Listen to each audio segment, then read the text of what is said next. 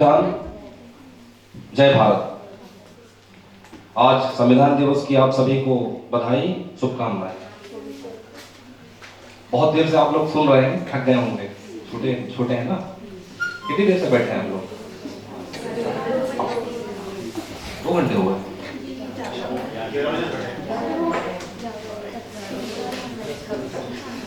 देखिए बेटा, एक बात अच्छे से मान लीजिए। मैं जब क्लास 1 से क्लास 10 तक था तो मुझे लगता था कि बेहद मूर्ख लड़का हूं मैं, और मैंने ये मान भी लिया था कि मूर्ख ही हूं, क्योंकि मुझसे कुछ बनता नहीं था। ठीक है। कई बार क्या होता है, बहुत सारे लोगों का दिमाग कई तरीके से डेवलप होता है। कई का थोड़ा जल्दी हो जाता है, ये माहौल से भी होता है, मम्मी पापा से भी होता है, जीन डीएनए से भी होता है, और कई बार और दूसरे कारण भी होते हैं। तो काफी समय लगा, लेकिन हार नहीं माना। कबीरदास जी ने कहा, करत करत अभ्यास के रसरी आवत जात है, सिल पर परत निशान, छोड़ा नहीं। आपको मालूम है, दुनिया में एक आदमी है जो दुनिया में सबसे ज्यादा फेल हुआ।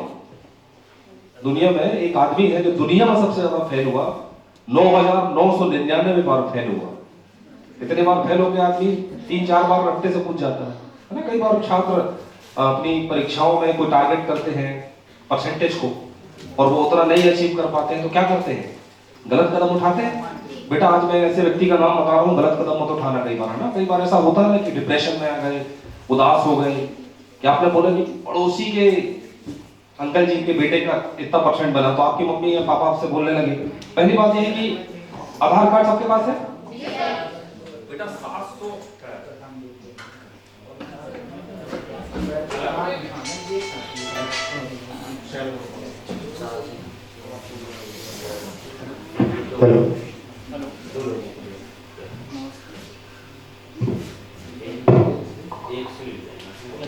हेलो।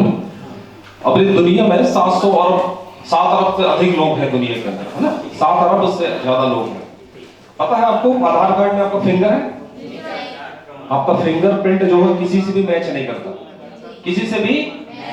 यानी ईश्वर ने, अल्लाह ने, गॉड ने, भगवान ने सिंगल बनाया आपको। इसका मतलब आप उस ईश्वर के लिए अनिवार्य हैं, उसके आप बच्चे हैं। अब अपने आप को कमजोर, पहली बात। ठीक, परसेंट किसके कितने बने वो महत्वपूर्ण नहीं है। 3 इडियट पिक्चर देखा मेरे खान की? उसमें अंडरस्टैंडिंग पर पिक्चर है वो, मतलब चीजों को समझने पर, चीजों को रटने पर नहीं, चीजों को। यदि आपकी अंडरस्टैंडिंग मजबूत हो गई तो आपके लिए सब कुछ क्या हो जाएगा? खेल। क्या हो जाएगा? तो आज संविधान दिवस है, तो 2 चीजें। जैसे मैं स्टार्ट किया था कि दुनिया में सबसे ज्यादा बार फेल होने वाला आदमी जो कितने बार फेल हुआ? 9,900। बल्ब देखना बेटा, इसी को जिसने बनाया था, Thomas Alva Edison. Thomas Alva Edison कितने बार फेल हुआ? इसको बनाते समय इतना बार कोई फेल नहीं हुआ होगा। और 10,000वीं बल्ब बनाया था उसने। बहुत छोटा था थॉमस एल्वा एडिशन, तो मंद बुद्धि बालक था। क्या था? दिमाग काम करता नहीं था उसका, मतलब स्लो था। ऐसा नहीं कि वो कुछ नहीं किया, इतना बड़ा काम किया उसने। तो सबसे ज्यादा पेटेंट दुनिया में उसी के नाम पर है।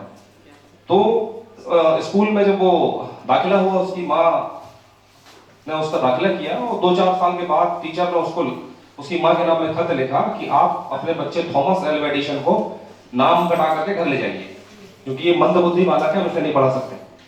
तो उस लेटर को बच्चे को दे दिया, और बच्चा बैग में रख के मम्मी को दे दिया कि मम्मी पढ़िए, इसमें टीचर ने कुछ लिखा है मेरे लिए। तो मम्मी उसको पढ़ती है, और मम्मी क्या पढ़ती है? पहले मम्मी मन में पढ़ ली, उसको बताई नहीं कि बच्चा मंद बुद्धि है। मम्मी मन में पढ़ के बोलती है कि आपका बच्चा बहुत होनहार है।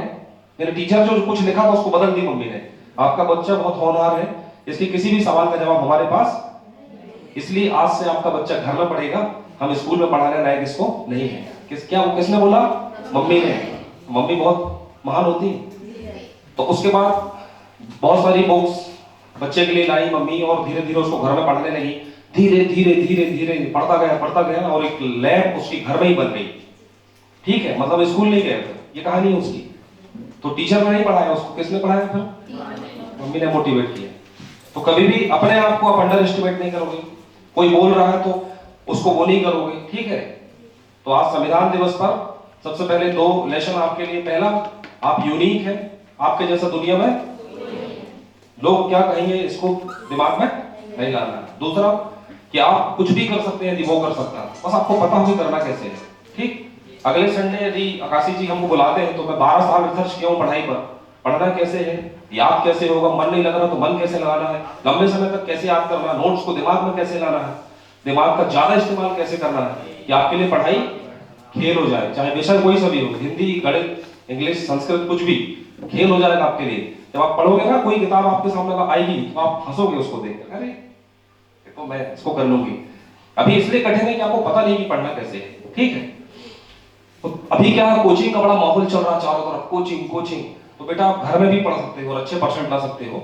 मैं एमपीपीएससी 2013 इंटरव्यू तक गया था, इसका ये मतलब नहीं कि मेरा नहीं हुआ, मेरा लक्ष्य कुछ और था, इसलिए मैं वहां नहीं गया। ठीक, तो आप बाबा साहब नॉलेज ऑफ सिंबल के नाम से जाने जाते हैं, ज्ञान का प्रतीक इनकी उपाधि है, उपनाम है। और अभी हमारे बहुत सारे जो बच्चे हैं वो यहाँ आकर, जैसे एक बच्चे ने सोशल जस्टिस की बात करी, सामाजिक न्याय की, तो अभी हाल ही में सामान्य वर्ग के 10% कमजोर, गरीब, आर्थिक रूप से कमजोर जो छात्र छात्राएं हैं या और वो, उनको ईडब्ल्यूएस नाम सुना होगा आपने, नहीं सुना होगा शायद, आर्थिक रूप से कमजोर, उनको संवैधानिक मान्यता मिली है और माननीय सुप्रीम कोर्ट की बेंच ने ईडब्ल्यूएस को संविधान संगत माना, यानी संविधान के अनुकूल माना, उसके विरुद्ध नहीं माना। बहुत सारे लोगों ने याचिकाएं दायर की कि ईडब्ल्यूएस सही नहीं है। ईडब्ल्यूएस बिल्कुल सही है, क्योंकि ईडब्ल्यूएस अभी आप लोग नहीं समझेंगे और बाद में समझाएंगे, है ना। तो संविधान जो है, संविधान में 3-4 चीजें आपको पढ़ना है थोड़ी थोड़ी। मैं जब आऊंगा संडे को, आपको छुट्टी रहती है, यदि समय दोगे आप तो प्रस्तावना संविधान की बहुत महत्वपूर्ण है आपको समझना। मूल अधिकार, मूल कर्तव्य, राज्य के नीति निर्देशक तत्व। ठीक है, राज्य के नीति निर्देशक तत्व मतलब राज्य सरकार के लिए गाइडलाइन है वो। अनुच्छेद 48 में ये लिखा है राज्य के नीति निर्देशक तत्व में, आपने कुछ साल पहले टीवी पर देखा होगा कि महाराष्ट्र सरकार ने गायों के, यानी जो पशु होते हैं ना, जैसे गाय बैल, उनके वध पर, उनकी बलि पर रोक लगा दिया था। किसने? महाराष्ट्र सरकार ने। तो बेटा ये अनुच्छेद 48 में आपको स्कूल के बाद आप कॉलेज जाएंगे, 12वीं के कुछ छात्र हैं, तो कई बार देखना, जैसे एसटी एससी के छात्र हैं, उनको कई बार कई कम परसेंटेज पर ले लिया जाता है, एडमिशन मिलता है ना, तो ये भारतीय संविधान की वजह से मिलता है। भारतीय संविधान का अनुच्छेद 15 उप क्लॉज उसका 4 पुस्तक में 4 शैक्षणिक क्षेत्रों में आरक्षण, 15 पुस्तक में 4, है ना, क्लॉज बोलते हैं उसको। कहां पर आरक्षण? शासकीय शैक्षणिक क्षेत्रों में। ये किसके थ्रू मिल रहा है आपको?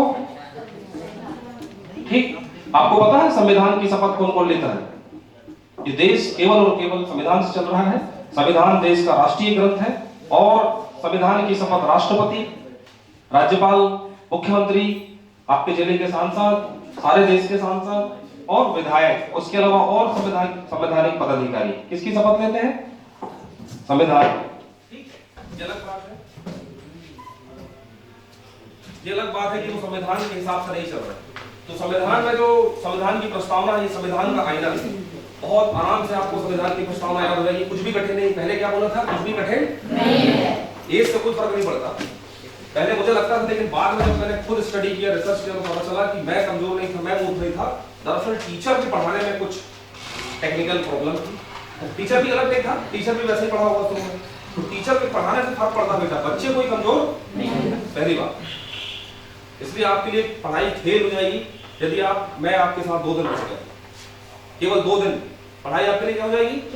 यदि जिसको कठिन लग रहा तो उसके लिए सरल, और जिसके लिए सरल लग रहा तो और सरल हो जाएगी, वैसा चाहे कोई भी। ठीक, तो संविधान की जो प्रस्तावना है इसको आप याद कर लेंगे।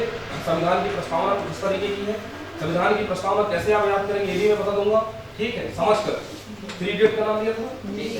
तो संविधान की प्रस्तावना भारत से स्टार्ट होती है, हम भारत के लोग। इसका मतलब ये होता है मुंबई की गलियों में रहने वाले लोग और मवई के जंगल में रहने वाले लोग, दोनों के लिए संविधान एक बराबर है। संविधान दोनों के लिए अलग अलग नहीं कि मुंबई में मान लीजिए कोई रह रहा है कोई बहुत बड़ी बिल्डिंग में, उसके लिए कुछ खास हो गया और वो जंगल में रह रहा है, उसके लिए कुछ अलग है, ऐसा नहीं, सबके लिए संविधान